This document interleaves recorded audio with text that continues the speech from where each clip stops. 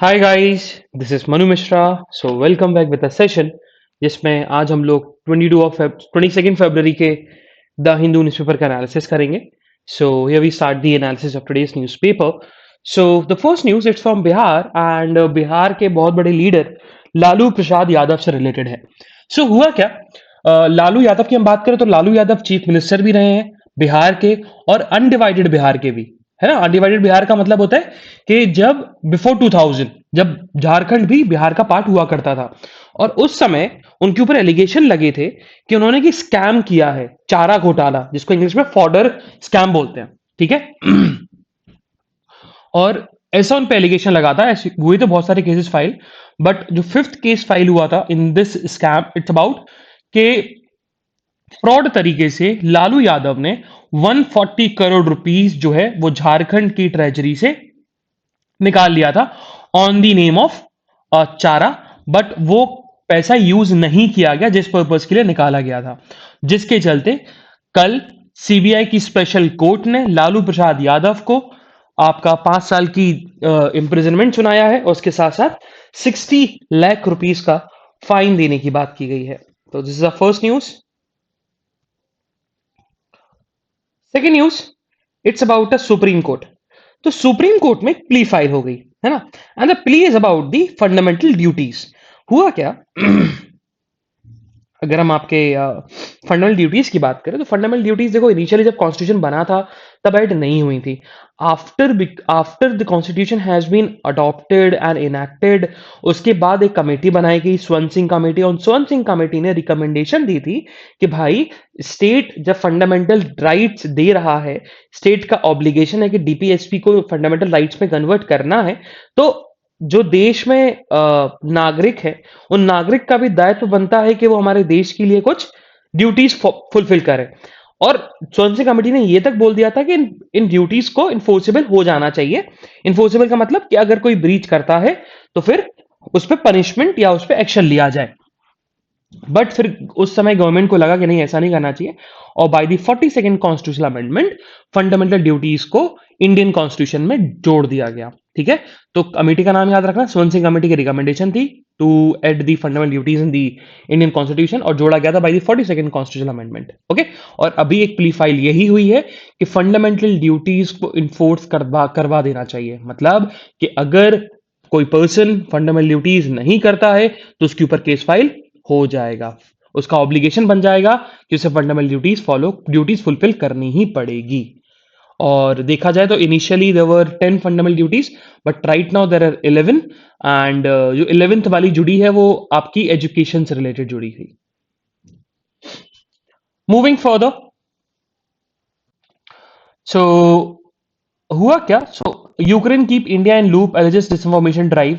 तो यही बताया गया कि यूक्रेन जो है ना, वो यूक्रेन गवर्नमेंट जो है ना, वो इंडिया को सही इंफॉर्मेशन नहीं बता रहा है। वो हमेशा यही कह रहा है कि भाई, क्योंकि इंडियंस भी बहुत सारे हैं यूक्रेन में, तो अब देखा जाए तो इंडिया को इंफॉर्मेशन कहाँ से मिलेगी कि भाई यूक्रेन में सिचुएशन कैसी है। ऑब्वियसली बात है, यूक्रेन गवर्नमेंट है, यूक्रेन की इंटेलिजेंस है, बट यूक्रेन की इंटेलिजेंस और यूक्रेन की जो गवर्नमेंट है वो हमें इंफॉर्मेशन सही तरीके से दे नहीं रही। तो हम लोग डिड्यूस नहीं कर पा रहे कि जो इंडियंस है उनको वापस बुलाया जाए या नहीं बुलाया जाए। और ऊपर से एक टेंशन और बढ़ गई, क्योंकि रशिया ने एक ऐसा मैप निकाल दिया है जिसमें आपका जो ईस्टर्न यूक्रेन है वो रशिया का पार्ट दिखाई दे रहा है, बिकॉज उस पार्ट में रेबल्स लोग रहते हैं जो यूक्रेन गवर्नमेंट के अगेंस्ट में हैं। उन्होंने रशिया का सपोर्ट ले लिया है। Moving further, center denied more time in marital rape case. So what happened? हमने पढ़ा था, प्ली फाइल हुई है मैरिटल रेप को लेकर कि भाई मैरिटल रेप रेप क्यों नहीं है, रेप की डेफिनेशन में इंक्लूड कर देना चाहिए। बट कोर्ट का काम तो लॉ बनाना होता नहीं है ना। तो फिर कोर्ट ने किससे बोला? सेंट्रल गवर्नमेंट से पूछा कि भाई आपने लॉ क्यों नहीं बनाया, और है तो फिर बताइए कहाँ होगा। तो इस चीज को लेकर सेंटर ने टाइम मांगा था। अब सेंटर का जब टाइम खत्म हो गया तो सेंटर ने फिर और टाइम मांगा कि भैया मुझे और टाइम चाहिए, क्योंकि हमें स्टेक होल्डर से बात करनी पड़ेगी। बट दिल्ली हाईकोर्ट स्टेटेड कि हम लोग एंडलेसली इस पे डिस्कस नहीं कर सकते, है ना, हम आपको अनलिमिटेड टाइम नहीं दे सकते। और उन सेंटर को मना कर दिया कि will not give you time to discuss on this marital rape case. Moving further, हमें सिटी न्यूज नहीं पढ़नी है, तो हम लोग स्टेट न्यूज पे पहुंचेंगे। अच्छा, ये बहुत सुन रहे होगे कि नारायण राणे और शिवसेना के बीच में हमेशा कुछ ना कुछ होता रहता है। देखो नारायण राणे ना है तो अभी बीजेपी के, अभी यूनियन मिनिस्टर है बीजेपी पार्टी से, बीजेपी गवर्नमेंट में। बट देखा जाए तो नारायण राणे पहले प्रीवियसली शिवसेना के पार्ट थे, है ना, हार्डकोर शिवसेना थी, शिवसेनानी थे। बट उन्होंने फिर रिजाइन कर दिया और बीजेपी में चले गए। अब वो आपका शिवसेना की बुराई करते रहते हैं, तो शिवसेना ने उनके साथ क्या किया, उन्होंने बोल दिया कि भाई नारायण राणे का जो बंगला है ना, उस बंगले ने CRZ नॉर्म्स को वॉयलेट किया है। CRZ मतलब कोस्टल रेगुलेशन जोन। अब मुंबई में तो बीचेस हैं ही, तो भाई कोस्ट से अराउंड 100 से या 200 मीटर पर आप घर नहीं बना सकते। बट नारायण राणे का जो घर बना हुआ है वो 50 मीटर्स के विद इन कंस्ट्रक्टेड है, जिसके चलते उन्होंने कोस्टल रेगुलेशन जोन का उल्लंघन किया है, वॉयलेशन किया है, ऐसा बीएमसी का कहना है। और फिर बीएमसी मतलब आपका Brihan Mumbai municipal corporation. Moving further, so Thanjavur में जो स्कूल गर्ल की डेथ हुई थी, उसको लेकर सीबीआई इन्वेस्टिगेशन करना स्टार्ट कर दिया है। और जो स्कूल था ना, वो माइनॉरिटी रन इंस्टीट्यूशन था, और ऐसे एलिगेशन लगाए गए थे कि उसको काम करवाया जा रहा था, फोर्स किया जा रहा था कि भाई आप कन्वर्ट हो जाओ। इसके लिए सीबीआई की इन्वेस्टिगेशन कराई जा रही है। Moving further, so Odisha government ने बोल दिया है कि from the 1 July we will ban the manufacturing of the single use plastic bags. Single use plastic bags का मतलब होता है कि जो सिर्फ एक बार यूज हो, उसके बाद अगर वो फेंक जाए तो वो रिसाइकिल नहीं हो सकता। उन बैग्स को 1 जुलाई से मैन्युफैक्चरिंग जो है उड़ीसा गवर्नमेंट बंद कर देगा। Moving further on the next page, so Punjab में इस बार जो इलेक्शन हुए ना, वो वोटर टर्नआउट से 72% रहा है ना, तो इट्स इवन लोअर देन दी 2007। 2007 के बाद सबसे अगर कोई लोअर वोटिंग परसेंटेज आया है पंजाब से, तो वो आपका इस इलेक्शन में आया है। अब उसका रीजन ये है, सॉरी, उसके दो तीन रीजन है। पहला तो कोविड है, ठीक है, लेकिन कोविड से ही बड़ा रीजन है कि भाई के पॉलिटिकल पार्टीज में कोई फेथ नहीं रहा, सबका लॉस हो गया फेथ, मतलब कोई ऐसा कुछ उनके पास ऑप्शन नहीं था कि भाई किसको वोट दे। एक आपके पास ऑल्टरनेट होना चाहिए ना, आप बोलोगे नहीं सभी करप्ट है तो हम क्या वोट दे किसी को। इसी चीज को लेकर जो है वोटिंग परसेंटेज डिक्रीज हुआ है, और यूपी में तो और डिक्रीज हो गया। यूपी में तो ऐसे बहुत सारे डिस्ट्रिक्ट, बहुत सारी लेजिस्लेटिव कॉन्स्टिट्यूंसीज हैं जहां पर 53-52% वोटिंग हुई है। मूविंग फर्दर, सो राजस्थान में नेशनल हेल्थ मिशन और आपका टेक्निकल पार्टनर इंस्टीट्यूशन जो है उसके बीच में MOU साइन हुआ है, memorandum of understanding. And by this MOU they will provide the national quality health care in the state of Rajasthan, है ना। इस MOU साइन होने से इंफ्रास्ट्रक्चर और जो गवर्नमेंट का रीच है हेल्थ केयर सिस्टम में, वो बहुत ज्यादा बढ़ जाएगा, ठीक है। एंड ये भी बात की जा रही है कि हम लोग प्राइवेट प्राइवेट इंस्टीट्यूशन के साथ ऐसा भी एक्सपीरियंस जो है वो इंप्लीमेंट करेंगे। Moving further, again on the state page, so what happen, so Orissa में वैकेंसीज निकली थी फिजिकल एजुकेशन टीचर्स को लेकर। और जब फिजिकल एजुकेशन टीचर्स को लेकर वैकेंसीज निकली, तो अब भाई गवर्नमेंट नौकरी है, तो गवर्नमेंट नौकरी में रिजर्वेशन तो होता है, reservation for SC, ST, OBC and PWD। ये तो होते हैं, EWS भी अब होने लगा। लेकिन जब नोटिफिकेशन आया कि फिजिकल एजुकेशन टीचर्स का रिक्रूटमेंट होना है, तो उसमें रिजर्वेशन की बात नहीं की गई थी फॉर द PWD कैंडिडेट। इस चीज को लेकर एक क्योस सा क्रिएट हो गया कि भाई क्या आप कोई फिजिकल डिसेबल्ड पर्सन को फिजिकल एजुकेशन का टीचर नहीं बनने दोगे। तो इस चीज पर ये इशू जो है वो हाई कोर्ट पहुंचा, उड़ीसा उड़ीसा के हाई कोर्ट पहुंचा। एंड उड़ीसा के हाई कोर्ट में ने यही क्वेश्चन पूछा to the Odisha government to give the reason about the why you have not provided the disability quota in the physical education teachers recruitment. Okay, और हाँ, इंडिया में एक चीज और याद रखना, बड़ी इंटरेस्टिंग चीज है, दैट्स अबाउट कि अभी इंडिया में बात करें तो इंडिया में अराउंड 7 स्टेट्स हैं जहां पर हाई कोर्ट जो है उनके कैपिटल में नहीं है। देखिए जैसे कि आपका यूपी हो गया, ठीक है, यूपी के बाद आपका राजस्थान हो गया, आपका उड़ीसा हो गया, उड़ीसा भी वन ऑफ दी स्टेट है जहां पर उनके कैपिटल में हाई कोर्ट नहीं है। आपका केरला हो गया, आपका आपके और भी अदर स्टेट्स हैं, I am just not getting the remaining 3 names.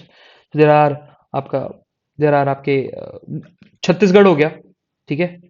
And या दो नेम मुझे अभी याद नहीं आ रहे। सो आई रिकमेंड कि आप लोग कमेंट बॉक्स में ये लिखें कि what are the name of the states जिन स्टेट्स के हाई कोर्ट उनके ही कैपिटल में नहीं है। कैपिटल डिफरेंट है, बट जुडिशियल कैपिटल या जहां हाई कोर्ट है वो डिफरेंट है। इंडिया में ऐसे कितने स्टेट्स हैं? Moving further, so yes, on the editorial page. So आज के हम एडिटोरियल की बात करें तो आज के एडिटोरियल में हम देखा जाए ना तो आज हमारे दो इंपॉर्टेंट एडिटोरियल हैं। बाकी इसका अपन ओवरव्यू लेंगे। Use international law call out China वॉलेशन, इसका अपन लेने वाले हैं। इसमें अपन थोड़ा बैकग्राउंड पढ़ेंगे, हिस्ट्री पढ़ेंगे, पंचशील एग्रीमेंट का पढ़ने वाले हैं। And this one a red pen moment for corporate governance, इसका भी अपन ओवरव्यू लेंगे क्योंकि ये एक केस की तरह है ना। इससे हम ऐसा ऐसा ही कोई इशू नहीं है कि जो हमारे एग्जाम में आ जाए। हाँ, ये पूछ सकते हैं कि वन लाइनर क्वेश्चन पूछ सकते हैं कि आप हमें बताओ कि अभी जो नेशनल स्टॉक एक्सचेंज की फॉर्मर एमडी थी उनके ऊपर एलिगेशन लगाया गया था और उनके ऊपर केस भी फाइल हुआ था और इन्वेस्टिगेशन एजेंसी ने भी इन्वेस्टिगेट किया था उनके केस में अबाउट दी कि उन्होंने गलत तरीके से रिक्रूटमेंट किया है, फाइनेंशियल फ्रॉड्स किए हैं। तो उस चीज को लेकर तो नाम पूछ सकते हैं डायरेक्टली, कौन एमडी था, कौन सा स्टॉक एक्सचेंज था, लेकिन कभी ये नहीं पूछेंगे आपसे कि क्या हुआ। हाँ, जब तक आपका कंपटीशन लॉ या फिर कुछ ऐसे ये स्पेसिफिक एग्जाम्स के क्वेश्चन है, ये जैसे कि सेबी का एग्जाम हो गया उसमें पूछ सकते हैं, आरबीआई एग्जाम हो गया उसमें पूछ सकते हैं, ठीक है? बाकी ये मनरेगा वाला है, इसको अपन पढ़ेंगे डिटेल में, ठीक है? और इसका अपन ओवरव्यू लेने वाले हैं। चलो, तो फर्स्ट विल डिस्कस आपका ये वाला issue, the red pen moment for corporate governance. चलो उसको अपन ओवरव्यू लेते हैं। सो हुआ क्या, हम लोग ऑथर ने सबसे पहले यही यहीं से स्टार्टिंग करी है कि हम 10 दिनों से सुनते हुए आ रहे हैं कि भाई के जो फॉर्मर एनएससी की मैनेजिंग डायरेक्टर थी और सीईओ थी आपका चित्रा रामकृष्णन, उनका टेन्योर जो था 2018 से जो चला था, उन्होंने उनका टेन्योर से जो बातें निकल के सामने आई, जो रिवील हुई हैं जो बातें, उन सब का जो हेड है, सर है, वो हिला के रख दिया है। क्योंकि ऐसा ऐसा सुनने में आया है कि सबसे बड़े स्टॉक एक्सचेंज इंडिया के उनके ऑर्गेनाइजेशनल मैटर्स की गाइडेंस वो चित्रा रामचंद्रन एक हिमालयन योगी से लेती थी, ऐसा रिवील हुआ है, ठीक है? तो अब ऑथर ने यही बताया कि देखो अगर ऐसा है तो बहुत बड़ा डैमेज हुआ है, बहुत बड़ा डैमेज हुआ है। क्योंकि सेबी के one of the board director है, उन्होंने बड़े सार्कास्टिकली बोला कि देखो अगर चित्रा रामचंद्रन ने अगर हेल्प ली है या गाइडेंस ली है किसी हिमालयन गुरु से, तो वो तो स्पिरिचुअल गुरु हुए, है ना? तो हमारे लिए इतना नुकसान नहीं होगा। तो थोड़ा सा इट्स जो रिमार्क दिया है वो थोड़ा सार्कास्टिक रिमार्क है। और उन्होंने यही बताया कि जो चित्रा रामचंद्रन ने काम किया वो SEBI act, SCRA, securities contract regulation act, अब ये नहीं पढ़ना ये कौन से एक्ट है और किस में काम करते हैं, ठीक है? तो ये जो एक्ट है ना, ये दोनों एक्ट को वायलेट करता है। और कॉन्फिडेंशियल इंफॉर्मेशन जो स्टॉक एक्सचेंज की होती है वो उन्होंने शेयर करी है अपने स्पिरिचुअल फोर्स से, स्पिरिचुअल गुरु से। तो देखा जाए तो ये मार्केट में मार्केट की रेपुटेशन को बहुत बड़ा डैमेज पहुंचा है, बहुत बड़ा डैमेज पहुंचा है। फिर उन्होंने ये भी बताया कि कॉन्फिडेंशियल इंफॉर्मेशन शेयर करने के बाद भी उन्होंने एक चीज और करी। उन्होंने एक पर्सन है, इंडिविजुअल आनंद सुब्रमण्यन, आनंद सुब्रमण्यम को उन्होंने चीफ स्ट्रेटेजिक एडवाइजर बनाया। उसके बाद उनको ग्रुप ऑपरेटिंग ऑफिसर बना दिया विदाउट फॉलोइंग ड्यू प्रोसेस। और उनकी सैलरी अगर देखा जाए ऑन पेपर 10 गुना ज्यादा है जो उनकी पोस्ट डिजर्व करती है। और अरविंद सुब्रमण्यन को उन्होंने इतनी जल्दी उन्होंने बेसिकली प्रोग्रेस दे दिया, इतनी जल्दी उनको प्रमोशंस दे दिया कि वो सेकंड हैंड कमांड बन गए एनएससी के, नेशनल स्टॉक एक्सचेंज के, और सारी हायरार्की वो भूल के चली गई। फिर ऑथर ने बताया कि ये देखा जाए तो मैनेजरियल रॉन्ग डूइंग हुआ है। अब मैनेजर रॉन्ग डूइंग का यहाँ पर ऑथर ने यही बोला गया कि देखा जाए तो सेबी की इन्फॉर्मेशन जो है, सेबी का इन्फॉर्म नहीं किया गया। कॉर्पोरेट वर्ल्ड में ये इतना ज़्यादा क्योस मचा सकता है जो ये बातें हुई हैं। और उसके साथ ऑथर ने ये भी बताया कि उन्होंने एक इंडिविजुअल को फेवर किया है, अरविंद सुब्रमण्यन को उन्होंने बहुत फेवर किया है, और हिमालयन योगी की भी बात कर रही हैं। फिर ऑथर ने प्रॉब्लम्स बताई, उन्होंने बोला कि दो प्रॉब्लम्स हैं। पहला उन्होंने बोला कि पहला प्रॉब्लम जो है ना वो स्ट्रक्चरल प्रॉब्लम है। स्ट्रक्चरल प्रॉब्लम का मतलब उन्होंने बोला कि देखो मेंबर्स सिलेक्ट हो जाते हैं, बोर्ड में जो मेंबर्स है ना वो सिलेक्ट उनके सिलेक्शन को लेकर, और कि डायरेक्टर्स पे पेनल्टी नहीं लगती उसकी एब्सेंस को लेकर, है ना? क्योंकि देखा जाए अकॉर्डिंग टू द लॉ, तो बोर्ड मेंबर्स जो हैं, जो कौन सेलेक्ट करेगा? टॉप मैनेजमेंट सेलेक्ट करेगा, है ना? और कोई लीडिंग कंपनीज या इंस्टीट्यूशंस हैं, तो वहां पर बोर्ड उनकी बोर्ड मेंबरशिप मिलना बहुत लिक्विडेटिव होती है, प्रेस्टिजियस होती है, बहुत ज्यादा पर्क्स मिलते हैं। तो इसके चलते लोग गलत काम भी कर लेते हैं। और टॉप मैनेजमेंट जो है ना, वो किसी पर्सन को बोर्ड मेंबर बना देता है, जिससे वो उसके कंट्रोल में रहे। ठीक है? तो जब तक टॉप मैनेजमेंट सिलेक्ट करेगा सारे बोर्ड मेंबर्स को, तब तक उसका इन्फ्लुएंस रहेगा उनके सिलेक्शंस में। और मैनेजमेंट में अगर कुछ गलत हो भी रहा हो, तो उसको कोई पॉइंट आउट करने वाला नहीं है ना? तभी इस जब तक अब क्या करना चाहिए, टॉप मैनेजमेंट में अराउंड 50% ऑफ दी जो पर्सन होंगे वो इंडिपेंडेंट डायरेक्टर्स होंगे, और उनको चूज किया जाएगा by the independent stakeholders, financial institutions, banks, small shareholders, employees and other one. Top management recruit नहीं करेगा। दूसरा यहां पर ऑथर ने बताया प्रॉब्लम जो है, वो है किसको लेकर? अकाउंटेबिलिटी को लेकर, कि भाई अकाउंटेबिलिटी नहीं है ना? बोर्ड मेंबर जैसे कि भी यहां पर चित्रा रामचंद्रन ने क्या कर लिया? चित्रा रामचंद्रन ने अरविंद सुब्रमण्यम को इतना ऊपर बढ़ा दिया। तो ये क्या दिखाता है कि अकाउंटेबल नहीं थी चित्रा रामचंद्रन। ठीक है? किसी के लिए अकाउंटेबल नहीं थी, वो जिसको चाहे इसको अपॉइंट कर सकती थी, जिसको चाहे इसकी सैलरी बढ़ा सकती थी। तो ये दो चीजें जो है ना, यहाँ ऑथर ने पॉइंट आउट करी हैं कि अगर हमें ये वाला केस जो हुआ है, वो केस की जो लूप होल्स थे, उन लूप होल्स को अगर फिलअप करना है, तो हमें इन चीजों को सुधारना पड़ेगा। मूविंग फर्दर, सो ऑथर ने यही बोला है about the use international law. जो सेकंड एडिटोरियल है, इसका वन ओवरव्यू लेंगे। It's about the use international law, call out China's violation. तो ऑथर का यही कहना है कि जो चाइना है ना, वो बिल्कुल बिना फालतू के प्रोवोक कर रहा है ना? खुद भी प्रोवोक हो रहा है और इंडिया को भी प्रोवोक कर रहा है। और इंडिया और चाइना हमेशा से पास एग्रीमेंट हुए इंडिया चाइना के बीच में, उन्होंने अडर करके रखा हुआ है कि भाई हम लोग बॉर्डर एरिया पे ना पीस बना के रखेंगे। और जब बॉर्डर एरिया वाला इशू हुआ था ना, याद हो आपका, जब गलवान क्लैश हुआ, तो गलवान क्लैश के कुछ दिनों पहले ही ममल्लापुरम में चाइना के प्रेसिडेंट आए थे शी जिनपिंग, और इंडिया से मुलाकात करी थी उन्होंने, है ना? लेकिन चाइना और इंडिया के बीच में ऐसे क्या बोन ऑफ कंटेंशन बने हुए हैं जिससे उनके बॉर्डर इश्यूज हमेशा निकल के आ जाते हैं? तो देखो, चाइना की जो पोजीशन है जिसमें इंडिया खुश नहीं है, जिसमें इंडिया अगेंस्ट में है, वो क्या है? एक तो मसूद अजहर वाला, कि मसूद अजहर को इंडिया टेररिस्ट मानता है, बट चाइना उसको टेररिस्ट नहीं मानता। ठीक है? दूसरा, India's nuclear suppliers group membership. India की जो न्यूक्लियर ग्रुप मेंबरशिप है, वो चाइना उससे बिल्कुल दुखी रहता है कि भाई नहीं होनी चाहिए। ट्रेड गैप बहुत ज्यादा है, बहुत ज्यादा ट्रेड गैप है। और जो लास्ट वाला पॉइंट है जिससे चाइना की पोजीशन जो उन इश्यूज पर बहुत खराब बनी हुई है, वो ये है कि चाइना जो है, चाइना का पब्लिक सपोर्ट है पाकिस्तान से, और चाइना पे एक स्ट्रेस डला रहता है कि उन्हें जम्मू एंड कश्मीर को एक अलग पॉइंट बना के रखना है ना? तो चाइना जम्मू एंड कश्मीर को इंडिया का पार्ट मानता ही नहीं है। ये हुआ।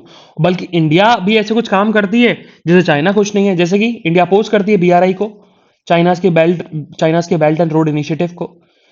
इंडिया अपोज करता है चाइना पाकिस्तान इकोनॉमिक कॉरिडोर को।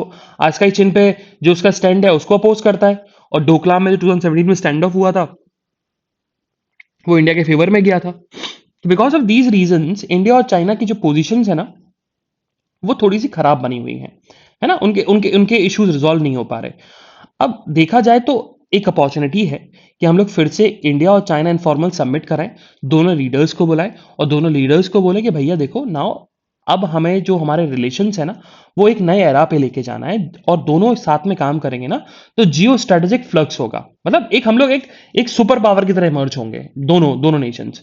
और अपॉर्चुनिटी है चाइना के प्रेसिडेंट के पास भी और इंडिया के प्राइम मिनिस्टर के बाद भी, कि वो फिर से जो इश्यूज रह गए थे उनको फिर से डिस्कस कर सकते हैं about the bilateral, regional and global importance को लेकर।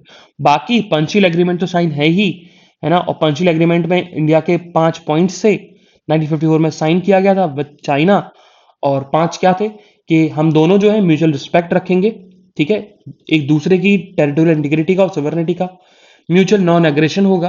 Mutual non interference in each other internal affairs. Internal affairs में हम लोग एक दूसरे की टांग नहीं अड़ाएंगे। और इक्वल एंड म्यूचुअल बेनिफिट दिया जाएगा और पीसफुल कोएग्जिस्टेंस होगी। लेकिन देखा जाए तो चाइना पंचुअल एग्रीमेंट को नहीं मान रहा है। तो अगर नहीं मानता है और अगर इनफॉर्मल समिट नहीं होती है तो इंडिया के पास एक ही ऑप्शन बचता है, वो क्या है कि इंटरनेशनल लॉ की इंडिया हेल्प ले और चाइना के ऊपर एक्शन लिए जाए। Moving further, so on the third editorial, that's about the question on MNREGA budget estimation. अब ये है क्या? देखो, सबसे पहले समझ लो मनरेगा के बारे में, है ना? तो national rural employment guarantee act 2005 में बना था, उसको फिर मनरेगा कर दिया गया। और मनरेगा जो है ना, देखा जाए तो उसको बहुत सारे लोग और गवर्नमेंट भी और बहुत सारे पॉलिसीज मेकर्स ने भी बोला है कि it's Indian labour law and social security measures जो कि गारंटी करता है आपका राइट टू वर्क, है ना? और इसका जो एम है वो ये है कि रूरल एरियाज में लाइवलीहुड की सिक्योरिटी प्रोवाइड करना by providing them the 100 days of wage employment in every financial year into every household whose adult members volunteer करे किसी अनस्किल्ड काम में, किसी अनस्किल्ड मैनुअल काम में। और ये पहली बार प्रपोज किया गया था 1991 में by the PV Narasimha Rao, है ना? और मनरेगा जो है, मनरेगा बेसिकली देखा जाए तो डीपीएसपी का जो आर्टिकल 41 है उसको फंडामेंटल राइट या डीपीएसपी के इंप्लीमेंटेशन पे काम करता है, जो कि बात करता है आपका राइट टू वर्क, है ना? और आर्टिकल 21 भी गारंटी करता है क्या? Right to live with dignity. तो right to live with dignity का मतलब तभी हो पाएगा ना जब आपको लाइवलीहुड आपकी सिक्योर हो। तो उस आर्टिकल 21 को भी ये बहुत ज्यादा चीजें सिक्योर करता है। और मनरेगा के बहुत सारे बेनिफिट्स भी हैं। और मनरेगा के बेनिफिट्स क्या क्या है? देखो, एक तो एम्प्लॉयमेंट जनरेशन हो रही है, दूसरे साथ साथ आप अनस्किल्ड मैनुअल लेबर कर काम कर रहे हो तो कुछ ना कुछ तो इंफ्रास्ट्रक्चर डेवलप होगा, तो एसेट क्रिएशन हो रहा है। दूसरा, एग्रीकल्चर वेजेस में भी जो आपकी वेजेस है वो इंक्रीज हो जाएंगी। विमेन को पावरमेंट मिलता है, विमेन विमेन भी काम कर सकती है मनरेगा में, है ना? मार्जिनलाइज सेक्शन जो है एस सी एस टी, उनका अपलिफ्टमेंट होता है क्योंकि उनको पैसा मिलता है, ठीक है? फिर जो माइग्रेशन का जो डिस्ट्रेस है वो रिड्यूस किया जाता है कि भाई लोग माइग्रेट ना करें। और जैसे कि मान के चलो माइग्रेट करके आ गए और वापस से रिवर्स माइग्रेशन हो गया, फिर आपके पास काम नहीं है, लेकिन आपका मनरेगा का ऑप्शन तो है, आप काम तो कर सकते हो। तो स्ट्रेस जो होता है वो स्ट्रेस भी आता है, रिड्यूस करता है। दूसरा, रूरल पॉवर्टी हो गया, उसको भी रिड्यूस करता है ये। एंड एसेट्स को क्रिएशन ये अपन ने पढ़ ही लिया था। तो ये सारी चीजें, इवन मनरेगा जो है ना वो एसडीजीज को भी कंट्रीब्यूट करता है। एसडीजीज का मतलब सस्टेनेबल डेवलपमेंट गोल, जैसे कि no poverty, zero hunger, good health and wellbeing, quality education, पैसा है तो आप बच्चों को भेजोगे पढ़ने के लिए, है ना?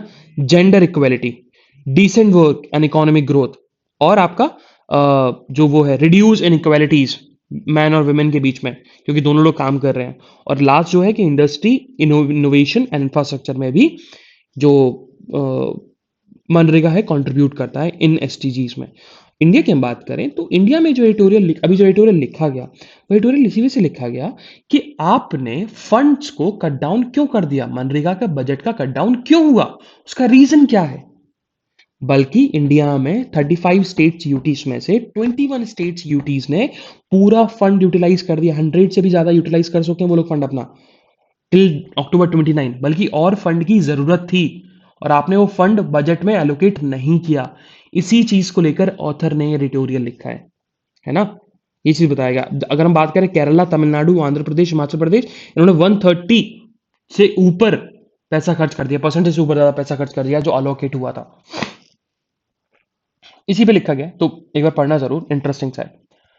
Moving further, so on the national news again, so Ashish Mishra जिनको बेल ग्रांट हो गई, जो उनके ऊपर केस फाइल था कि उन्होंने फार्मर्स को मारा है, इस चीज को लेकर जो फार्मर्स के फैमिली मेंबर्स हैं उन्होंने सुप्रीम कोर्ट में केस फाइल किया है कि जो इलाहाबाद हाईकोर्ट ने बेल ग्रांट करी है आशीष मिश्रा को, वो रिजेक्ट हो जानी चाहिए। Moving further, so prime minister Modi ने बोला है कि इस बार का यूनियन बजट जो है ना वो नेशनल एजुकेशन पॉलिसीज को इंप्लीमेंट करने में बहुत हेल्प करेगा और उसके साथ साथ नेशनल डिजिटल यूनिवर्सिटी भी सेटअप की जाएगी। और नेशनल डिजिटल यूनिवर्सिटी क्या है? It's an innovative and unprecedented step, जिससे जो यूनिवर्सिटीज में जो सीट्स की प्रॉब्लम होती है उसको हम पूरे तरीके से एड्रेस कर पाएंगे और उसको एलिमिनेट कर पाएंगे। सो कल इंडिया के एक्सटर्नल अफेयर मिनिस्टर फ्रांस के अपने काउंटर पार्ट से मिले एंड दो चीजों पर डिस्कशन हुआ। एक था अफगानिस्तान में पीस को लेकर और यूक्रेन में क्राइसिस को लेकर, ठीक है? देखते हैं क्या, अभी ऐसा कुछ रिवील नहीं किया गया कि क्या बातें हुई हैं। बाकी अभी एस जयशंकर जर्मनी जाएंगे, जर्मनी के साथ रशिया भी उनको जाना है। ये पूरा पॉलिटिक्स से भरा हुआ है, बिल्कुल नहीं पढ़ना है, स्किप करें टू दी नेक्स्ट पेज। सो कॉर्वावैक्स को डीसीजीआई ने परमिशन दे दी है कि वो 12 से 18 साल के बच्चों को वैक्सीन लगा सकते हैं, है ना। और 28 दिनों के अंदर आप दोनों डोज लगवा सकते हो। मतलब एक डोज लगा, 28 दिन बाद दूसरा डोज लगा दो। तो अब 12 से 18 साल के बच्चों को भी डोज लग सकती है। ऐसा अब डीसीजीआई ने परमिशन दे दी है। अभी गवर्नमेंट देखते हैं, गवर्नमेंट अभी उस पर बोलेगी, हाँ बोलेगी, बस अप्रूव कर देगा Corbevax. So Australia finally open हो चुका है to all the travellers. Now you can go to Australia and visit there. मतलब पैसा है तो बिल्कुल जाइए। और जो लॉकडाउन लगे हुए थे, जो रिस्ट्रिक्शन लगे हुए थे ऑस्ट्रेलिया से, वो पूरे के पूरे हट चुके हैं। Moving further on the world news. So Russia, कल फ्रंट पेज भी पढ़ा था हमने कि रशिया जो है वो यूक्रेन के रेबल्स रीजन को रिकॉग्नाइज करने वाला है और अपनी टेरिटरी का पार्ट बनाने वाला है। ये चीज़ हो चुकी है ना। और मैक्रोन और स्कॉल्फ, जर्मनी और फ्रांस दोनों को इन्फॉर्म कर दिया है जो भी रशिया ने स्टेप लिया है इस चीज़ को लेकर, और जिससे यूक्रेन बिल्कुल भी खुश नहीं है। Moving further. सो अफगानिस्तान में तालिबान ने बोला है कि हम लोग ग्रैंड आर्मी बनाएंगे, और जो यूएस फोर्सेस अराउंड 81 एयरक्राफ्ट छोड़ के गए हैं ना, उनको रिपेयर भी करेंगे। ठीक है, और रिपेयर हो चुके हैं, सॉरी, रिपेयर हो चुके हैं, और हम लोग Taliban one of the grand army होगी वर्ल्ड की। ये चीज उन्होंने बोला है। Moving further. सो बिजनेस न्यूज में ऐसी कुछ न्यूज नहीं है जो हमारे एग्जामिनेशन पर्सपेक्टिव के लिए इंपॉर्टेंट हो। Same goes with the sports news. So this is the analysis of today's newspaper. हम लोग कल फिर मिलेंगे with some exciting news, exciting current affairs. तब तक के लिए bye bye, have fun and enjoy your day. Bye bye guys.